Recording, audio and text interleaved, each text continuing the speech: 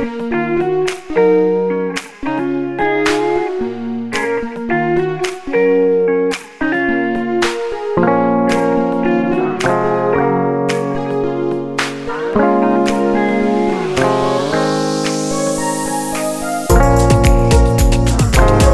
Everyone, Radhe Radhe. कैसे हो आप सब? आई होप कि आप सब अच्छे ही होंगे और स्वस्थ होंगे। आप सभी का स्वागत है आपके चैनल कुसुम फैमिली व्लॉग में। तो यहाँ पे मैंने मलाई बाहर रखी हुई थी, उसको ही जमाने के लिए रख रही हूँ, गर्म कर रही हूँ। मतलब जो मलाई रात को जमा के रखूँगी, अगले दिन इसको भिगोऊंगी मैं। लेकिन थोड़ा सा मतलब जो कटोरा रहता है ना, उसमें भी लगी रहती है। उसको मैंने गैस पे गर्म करके रख दिया है। उसके बाद में और थोड़ा बहुत काम है उसे करूँगी, और जो भगोने में दूध है उसे छान के मैं लोटे में भर दूँगी, और इसकी मलाई भी इसी में ही डाल दूँगी। और जो भगोना है दूध का वो साफ़ हो जाएगा, क्योंकि सुबह में दूध आएगा तो फिर इसमें ही गर्म हो जाएगा। तो बाकी पीने वगैरह का वो सब काम हो गया है मेरा, ये बच गया है। तो दही अभी नहीं जमा रही हूँ, क्योंकि गला ज़्यादा ही ऐसा हो रहा है ना, तो इस टाइम पे दही मट्ठा का काम नहीं चल रहा। और मैं बीच में आपको यहाँ मैं आपको गाजर का हलवा भी दिखा रही थी। और यहाँ मलाई देखिए काफ़ी सारी है, वैसे ज़्यादा टाइम की नहीं है, 3-4 दिन की है। इसमें चाहो तो 1 गिलास दूध डाल करके भी जमा सकते हैं, जिससे कि हमारी मट्ठा बन जाएगी और हमें कढ़ी वगैरह बनाने के काम में आ जाएगी। बस इसको माइक्रोवेव में रख दूँगी, इसी में अच्छे से जम जाएगी। ठंड हो रही है, बाहर रखेंगे तो जमेगी नहीं। और यहाँ बड़ा जो भगोना है, इसमें मैंने दूध रख दिया है, क्योंकि पापा जी को दूध नहीं देना। मेरा इशू का हो गया था, उनके दूध में पत्ती लगाऊंगी यहाँ पे।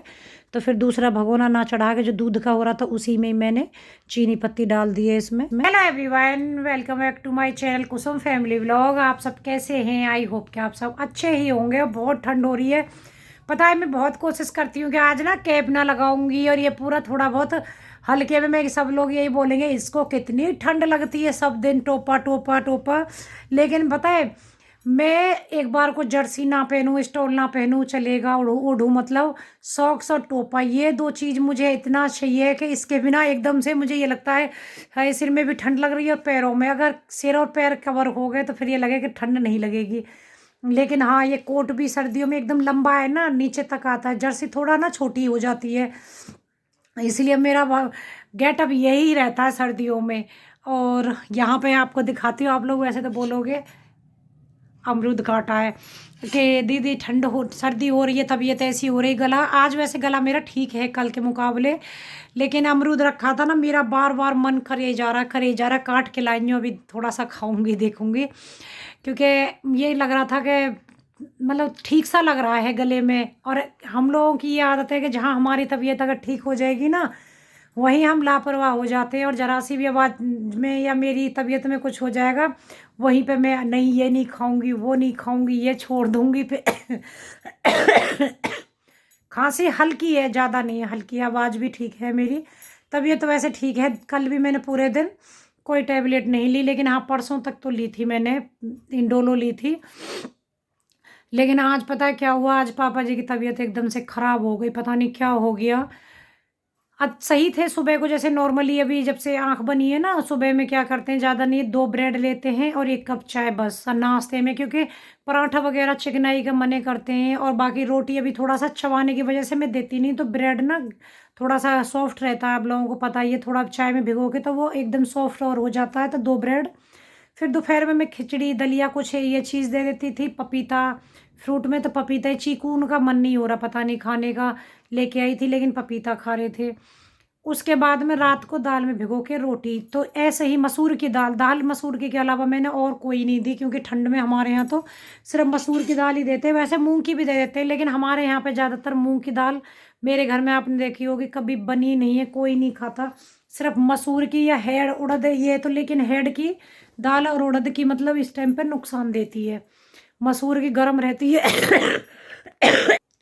इसलिए उसको ही देते हैं। सॉरी, थोड़ी खांसी उठ गई, अमरूद नहीं खाने वाली हूँ, काट के रख दिया, हटा दूंगी। तो उन्हें पता नहीं क्या हुआ, सुबह को जैसे ब्रेड ली थी नॉर्मली, फिर उसके बाद के मुझे दलिया दे दो, दलिया दे दिया मैंने। थोड़ी देर बाद ही कह रहे मुझे ना चक्कर से आ रहे हैं। क्या हुआ? चक्कर से आ रहे हैं बहुत तेज तेज, कहीं मेरा बीपी लो तो नहीं है। फिर मेरे यहाँ पे नीचे बिल्डिंग में मतलब डॉक्टर हैं, वो देखा, कहते हैं ना जब हमें ज़रूरत होती है तब हमारे साथ कोई नहीं होता, इतनी मुसीबत आती है।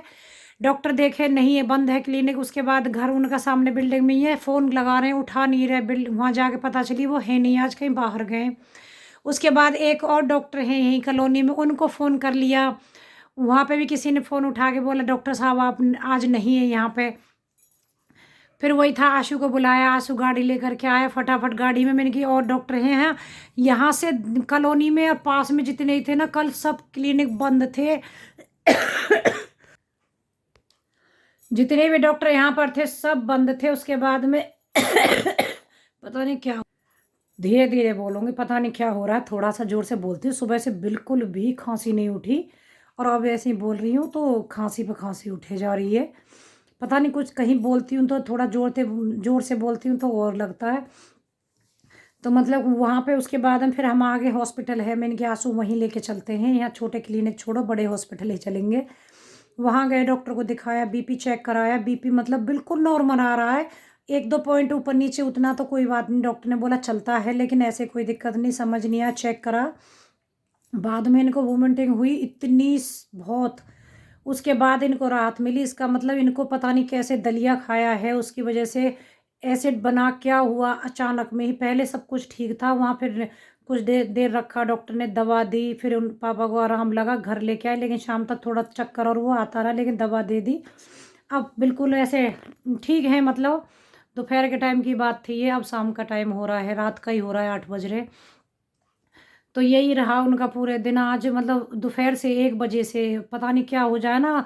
वही मैं कह रही थी, मैं कि इतना सब कुछ खाना में तो कोई ऐसी चीज़ नहीं थी कि जो अलग से ऐसे कुछ दे रही हूँ, समझ में नहीं आया था क्या हुआ। डॉक्टर बोल रहा, मुझे भी खुद में नहीं समझ में इतना आ रहा, क्योंकि बीपी भी ठीक आ रहा है।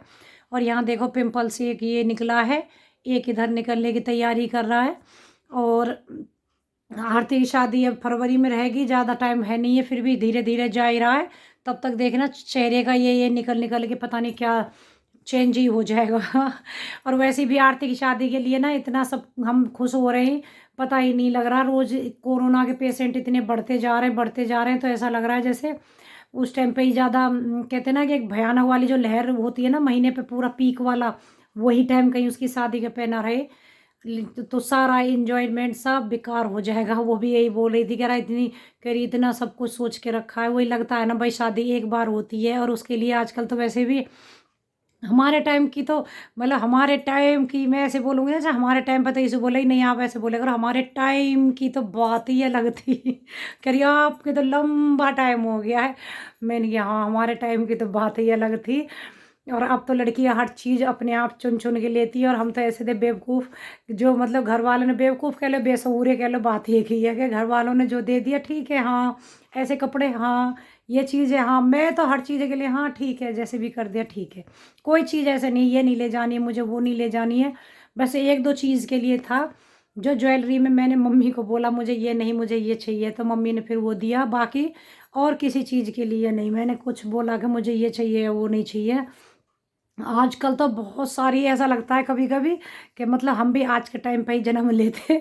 तो इस तरीके से हम भी अपनी मतलब जब शादी करते तो ऐसे ही करके वो पूरा एन्जॉय करते। ख़ैर उस टाइम पे भी अलग बात थी। चलिए कुछ देर काम कर लेती हूँ, फिर उसके बाद मिलती हूँ आप लोगों से।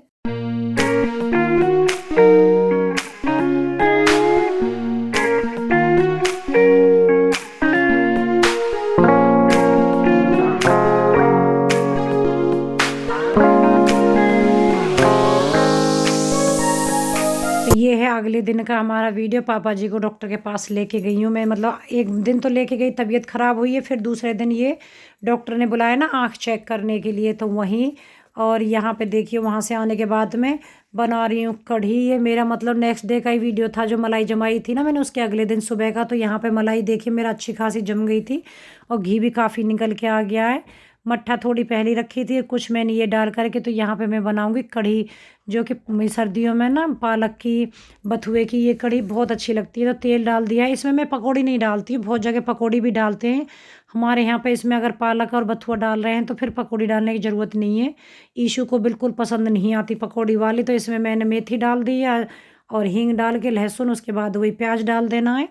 और नीचे मैंने इसका शरबत बना लिया है, शरबत नहीं सॉरी, मट्ठा में जो डालते हैं ना ये बेसन, नमक, मिर्ची वगैरह सब डाल करके इसका घोल बना लिया है। सॉरी शरबत बोल रही थी, घोल बना लिया है उसका। तो इसको घोल को मैं फिर जब ये पक जाएगा मसाला सारा, उसके बाद उसमें ऐड कर दूँगी। मैं हल्दी और मिर्ची नमक सब उसमें घोल में ही डाल देती हूँ, तो यहाँ देखिए मैंने इसमें कढ़ाई में डाल दिया, धीमे धीमे चलाएंगे। कढ़ी सभी को पता है, लेकिन सर्दियों में ना कढ़ी बड़ी अच्छी लगती है, टेस्टी। और वैसे भी मैंने काफ़ी टाइम से कढ़ी बनाई नहीं है घर पे, तो यही था कि चलिए क्या बनाते हैं। और डॉक्टर ने अभी वैसे पापा जी को सब बोल दिया है खाने के लिए, लेकिन फिर भी अभी थोड़ा सा परहेज का करेंगे। तो यहाँ उबाल आ गया था कढ़ी में, उसके बाद में मैंने डाल दिया है बथुआ। एक दो उबाल आने पे ही डाल दिया है, क्योंकि बथुआ अभी तो कच्चा ही डाला है ना, इसको भी पकना चाहिए। बहुत जगह उबाल के डालते हैं, लेकिन मैं कच्चा ही डालती हूँ। मुझे कच्चा ही बथुआ पसंद है। इसको हम अच्छे से अभी कढ़ी को उबालेंगे, उसके बाद में हम खाना खा लेंगे।